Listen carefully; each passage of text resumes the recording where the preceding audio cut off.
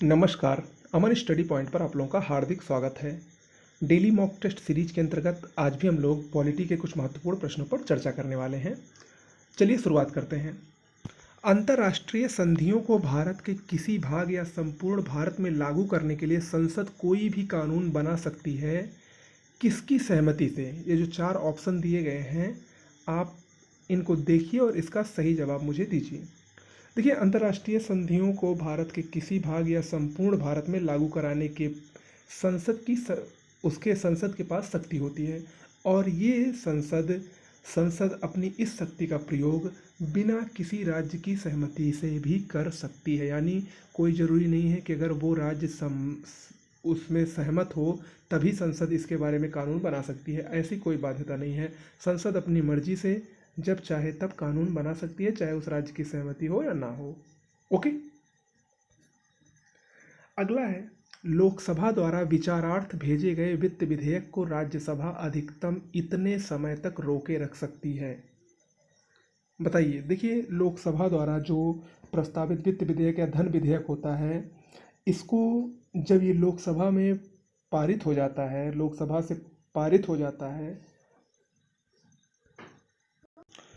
तो इसे राज्यसभा के पास भेजा जाता है और राज्यसभा इसको अपने पास अधिकतम 14 दिन तक रख सकती है। यानी ऑप्शन डी सही होगा। 14 दिन के अंदर उसको अनुमोदन देना आवश्यक होता है। किसको? राज्यसभा को। अगर राज्यसभा 14 दिन के अंदर वित्त विधेयक या धन विधेयक पर अपना विचार लोकसभा को नहीं भेज पाती है तो विधेयक को अपने आप ही राज्यसभा से पारित मान लिया जाता है। ओके, यानी राज्यसभा के पास वित्त विधेयक या धन विधेयक के मामले में शक्तियां बिल्कुल ही नगण्य हैं। वो मात्र 14 दिन तक उस विधेयक को अपने पास रख सकती है। अगला है, भारतीय संविधान सभा के प्रथम दिन के अधिवेशन की अध्यक्षता किसने की थी? देखिए, भारतीय संविधान सभा का जो गठन हुआ था वो 1946 में हुआ था, आप सबको पता है। और संविधान सभा का जब पहला सम्मेलन हुआ, जो पहली सभा हुई, वो 9 दिसंबर 1946 को हुई थी। 9 दिसंबर याद रखिएगा। और इसकी अध्यक्षता डॉक्टर सच्चिदानंद सिन्हा ने की थी, जो कि एक अस्थायी अध्यक्ष थे। ठीक है, ऑप्शन डी सही होगा। जबकि इसके पहले अस्थायी अध्यक्ष डॉक्टर राजेंद्र प्रसाद थे, जिन्होंने 11 दिसंबर 1946 को संविधान सभा की अस्थायी अध्यक्षता की थी। आगे बढ़ने से पहले लोअर पीसीएस मेंस की अगर आप तैयारी बेहतरीन करना चाहते हो, 35 लोग अभी तक लोअर पीसीएस प्री हमारे नोट्स से क्वालिफाई हुए हैं, जो हमारी जीएस हिंदी और करंट अफेयर्स की पीडीएफ नोट्स आपको हमारे चैनल पर उपलब्ध कराई जाती है। अगर आप उसको लेना चाहते हैं, बीईओ की परीक्षा के लिए नोट्स लेना चाहते हैं, यूपी पीसीएस प्री के लिए लेना चाहते हैं, आरओ के लिए लेना चाहते हैं, तो आपको हमारे चैनल पर सभी नोट्स प्रोवाइड की जा रही है। टोटल कंप्लीट जीएस, करंट और हिंदी की नोट्स आपको मिलेगी। उसके लिए आपको क्या करना है, डिस्क्रिप्शन बॉक्स में एक मोबाइल नंबर दिया गया है, या वो मोबाइल नंबर मैं आपको यहीं बता दे रहा हूँ, 9451900992।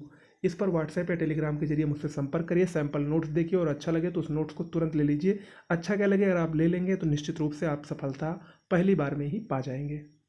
ओके, चलिए अगला प्रश्न है, नियंत्रक एवं लेखा महापरीक्षक की नियुक्ति राष्ट्रपति द्वारा तो होती है, लेकिन इसे अपने पद से कौन हटाता है?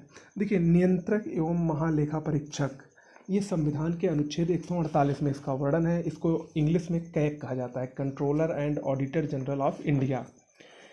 इसकी नियुक्ति राष्ट्रपति करता है, लेकिन इसको उसके पद से महाभियोग के द्वारा संसद के दोनों सदनों के संबोधन पर हटाया जाता है। ऑप्शन बी इसमें सही होगा।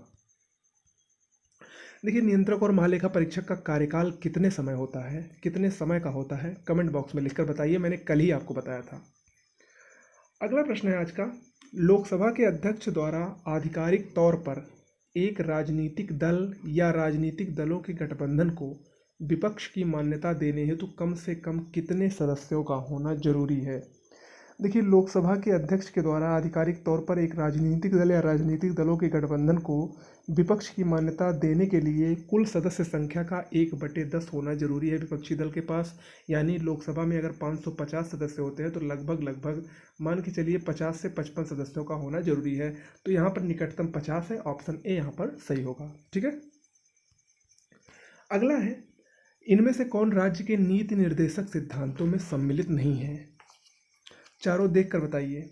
बहुत ही आसान है, चारों में जो ऑप्शन डी है सूचना का अधिकार, ये कानूनी अधिकार है, ना कि नीति निर्देशक तत्व हैं, जबकि नीति निर्देशक तत्वों का वर्णन अनुच्छेद 36 से लेकर अनुच्छेद 51 में किया गया है और सूचना का अधिकार उसमें शामिल नहीं है। सूचना का अधिकार भारत में 15 अक्टूबर 2005 को लागू हुआ था और ये एक कानूनी अधिकार है, ना कि नीति निर्देशक तत्व या मौलिक अधिकार में आता है। ओके, ऑप्शन डी इसमें सही है। अगला है, निम्न में से कौन सा एक प्रस्ताव भारत में मंत्रिपरिषद रख सकती है? ये भी बहुत ही अच्छा प्रश्न है। निम्न में से कौन सा एक प्रस्ताव भारत में मंत्रिपरिषद द्वारा रखा जा सकता है? देखिए, जो मंत्रिपरिषद होती है वो अनुच्छेद 75 के अनुसार लोकसभा के प्रति उत्तरदायी होती है। ठीक है, लोकसभा में बहुमत की स्थिति में होने तक ही मंत्रिपरिषद का स्थायित्व बना रहता है। ओके, लोकसभा में अपनी स्थिति मजबूत रखने के लिए मंत्रिपरिषद विश्वास प्रस्ताव रखती है। ऑप्शन डी सही होगा, विश्वास प्रस्ताव। ओके, अगला है, संसद द्वारा संकट काल की घोषणा का अनुमोदन कितनी अवधि के अंतराल में होना आवश्यक है? देखिए, राष्ट्रपति द्वारा आपात की उद्घोषणा किए जाने के दिन के 1 माह के भीतर, ऑप्शन बी सही होगा, 1 माह के भीतर संसद के विशिष्ट बहुमत से इसकी स्वीकृति मिलना बहुत ही आवश्यक होती है। ठीक है, संसद की स्वीकृति मिलने के बाद ही राष्ट्रीय आपात को, जो कि अनुच्छेद 352 के अनुसार होता है, उसको एक बार में अधिक से अधिक 6 महीने के लिए बढ़ाया जा सकता है। ठीक है, लेकिन सबसे पहले 1 माह के लिए शुरुआत में होता है। 1 माह के अंदर इसको विशिष्ट बहुमत से स्वीकृति मिलनी अनिवार्य है। अगला है, निम्न में से कौन सा मूल अधिकार विदेशी नागरिकों को प्राप्त नहीं है? अच्छा प्रश्न है। निम्न में से कौन सा मूल अधिकार विदेशी नागरिकों को नहीं प्राप्त है? सोच के बताइए। देखिए, भारतीय संविधान में कुछ मूल अधिकार ऐसे हैं जो कि सिर्फ भारतीय नागरिकों को ही प्राप्त हैं, विदेशी नागरिकों को नहीं प्राप्त हैं। उसमें से एक है अभिव्यक्ति स्वतंत्रता का अधिकार, यानी जो अनुच्छेद 19 से 22 तक स्वतंत्रता का अधिकार है वो सिर्फ भारतीय नागरिकों को ही प्राप्त है, ना कि विदेशियों को।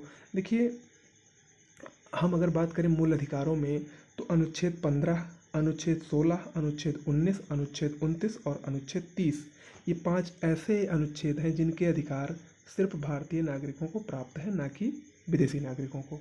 ओके, अब ये अनुच्छेद कौन कौन से हैं? अनुच्छेद 15 की बात करें तो अनुच्छेद 15 में धर्म, मूल वंश, जाति, लिंग या जन्म स्थान के आधार पर विभेद का प्रतिषेध किया गया है। अनुच्छेद 16 की बात करें तो इसमें लोक नियोजन के विषय में अवसर की समानता का उल्लेख है। अनुच्छेद 19 की बात करें तो ये वाक स्वतंत्रता का अधिकार है, बोलने की स्वतंत्रता इत्यादि, इसमें कई सारे पार्ट हैं। अनुच्छेद 29 की बात करें तो ये अल्पसंख्यक वर्गों के हितों का संरक्षण करता है और अनुच्छेद 30 की बात करें तो ये शिक्षा संस्थाओं की स्थापना और प्रशासन करने का अधिकार अल्पसंख्यकों को प्रदान करता है। ठीक है, ये एक ऐसे अधिकार हैं जो केवल भारतीय नागरिकों को ही प्राप्त हैं। अगला प्रश्न है, लोकसभा अध्यक्ष को उसके कार्यकाल की समाप्ति के पूर्व पद से हटाया जा सकता है निम्न में से किसके द्वारा? देखिए, लोकसभा अध्यक्ष को उसके कार्यकाल की समाप्ति के पूर्व ही पद से हटाया तभी जा सकता है यदि लोकसभा इस आशय का प्रस्ताव पारित कर दे। भारतीय संविधान के अनुच्छेद 94 के अनुसार लोकसभा के अध्यक्ष या उपाध्यक्ष के रूप में पद धारण करने वाला सदस्य यदि लोकसभा इस आशय में प्रस्ताव पारित कर दे तो उसको अपने पद से हटना ही पड़ता है। ओके, तो दोस्तों आज के लिए इतना ही। कैसा लगा जरूर बताइएगा। इसके अलावा अगर आपको नोट्स चाहिए तो हमसे संपर्क करिए। नमस्कार, मिलते हैं अगले टेस्ट के साथ, एक नए प्रश्न के साथ। बने रहिए मेरे साथ।